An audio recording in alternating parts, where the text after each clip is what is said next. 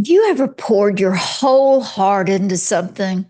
Your time, your money, your prayers, your reputation, and you watch the calendar just keep turning while the results you hope for just haven't shown up.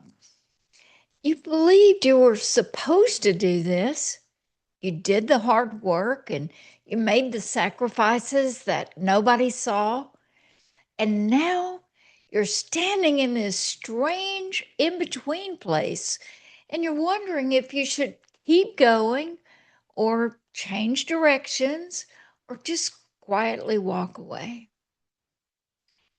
If that's you today, pull up a chair. This one is for both of us. Hi, I'm Dr. Bev Smallwood. I'm a psychologist, an author, and the host of Relentless, Rebound, the channel where we learn to heal with hope, cope with confidence, live with purpose, and lead with wisdom. And after more than 40 years of walking with people through some of the hardest seasons of their lives, I've learned something I want you to hear right up front. Discouragement is not a sign you're failing. It's almost always a sign that something important is being asked of you. So let me get honest with you. I'm in one of those seasons myself right now. I've been working on a long term project and one I genuinely believe I was called to do. I've put in the sweat, I've made the sacrifices, I've sent the emails, made the phone calls, edited the pages, prayed the prayers. And as of today, I'm not seeing the results that I had hoped to see by now. And so I've been wrestling with the questions you've probably wrestled with too. Do I throw in the towel? Do I just keep hoping against hope and keep showing up?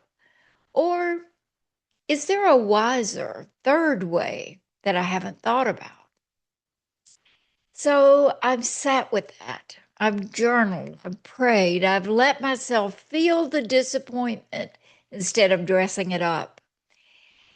And out of that quiet, three things have risen to the surface that are keeping me upright. And I want to share them with you because I think they might keep you upright too.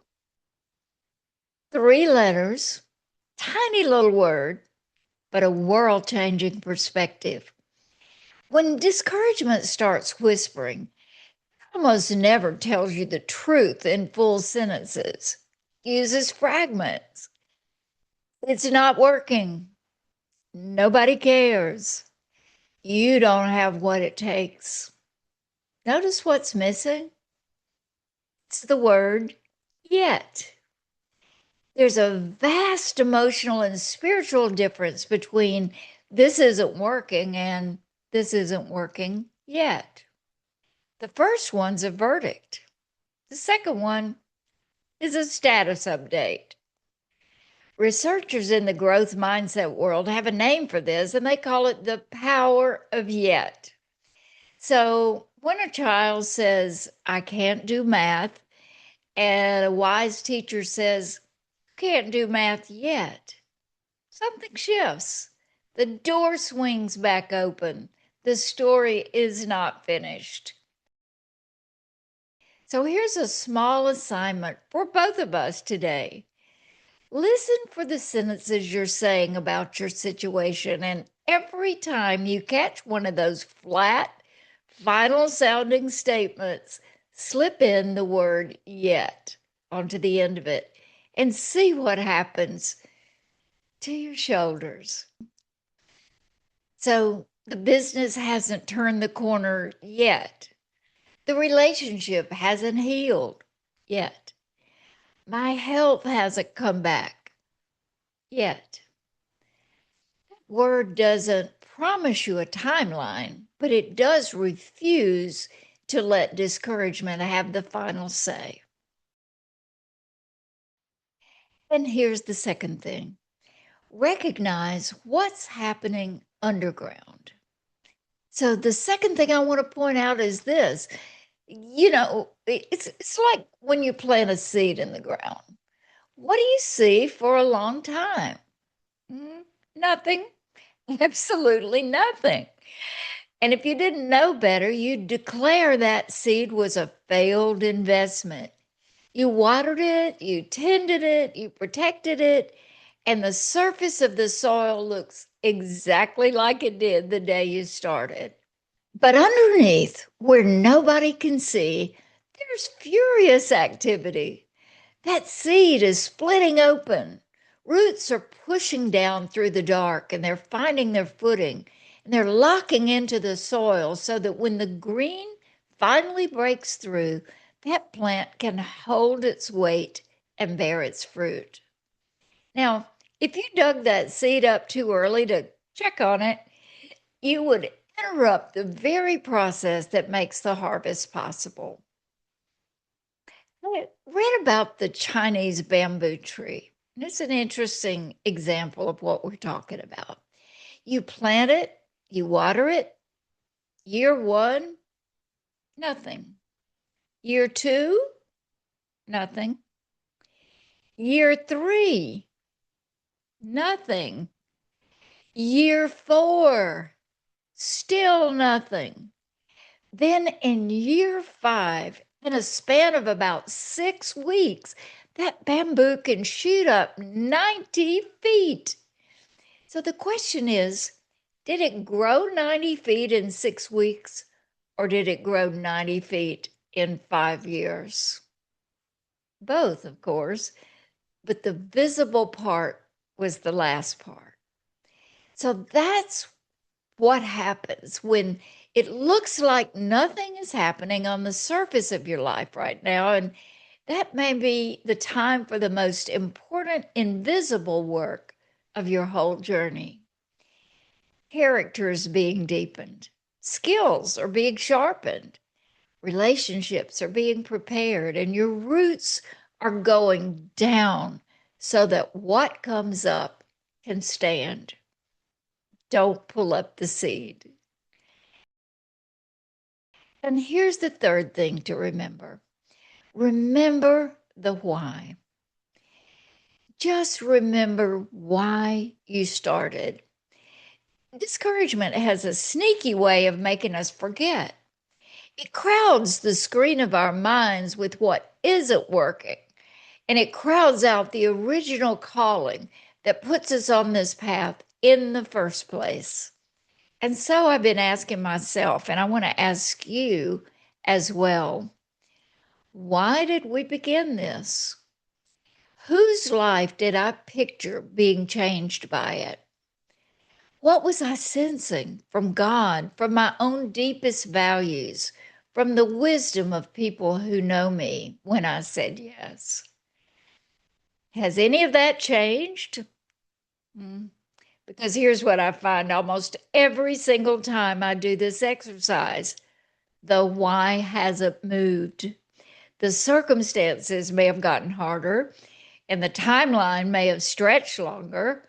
The encouragement may have gotten thinner, but the original reason is still standing right where I left it, waiting for me to come back and pick it up. When the what gets heavy, the why is what carries it. So, before I share a final perspective in this video, if any of this is meeting you where you are today, would you do me a small favor? Hit subscribe so that we can keep walking through these seasons together. Share this video with someone you know who's in a hard middle right now, because they may need that word yet more than you know. And in the comments, tell me, what is the long obedient project or dream or relationship that you're tempted to give up on? I read those comments and I pray over them. You are not alone in this. So now, as we close, I want you to hear me carefully because I want to be honest with you. I'm not someone who tells you that you must never, ever quit anything. Some people think that makes you a quitter. Look, sometimes the wisest, godliest, most courageous thing you can do is change direction. There are paths that need to be laid down so that better paths can be picked up. So, again, that doesn't make you a quitter. Discernment matters.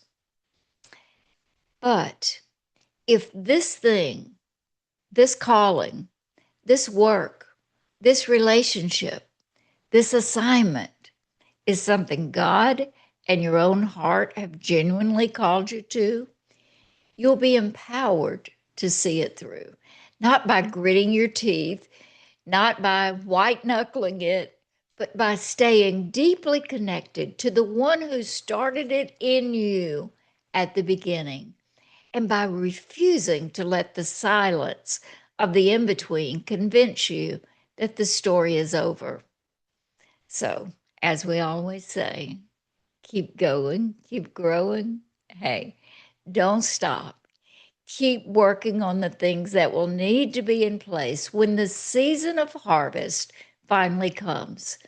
Because wouldn't it be a tragedy to receive a harvest that your character or your systems or your soul aren't ready to hold? And as for me, I'm going to take my own counsel. I'm going to keep watering the seed. I'm going to keep saying yet. And I'm going to keep remembering why I started. I invite you to join me. Let's keep going, keep growing, and we have the confidence that we're going to come out stronger on the other side. Thank you for joining me today, and I'll see you in the next video.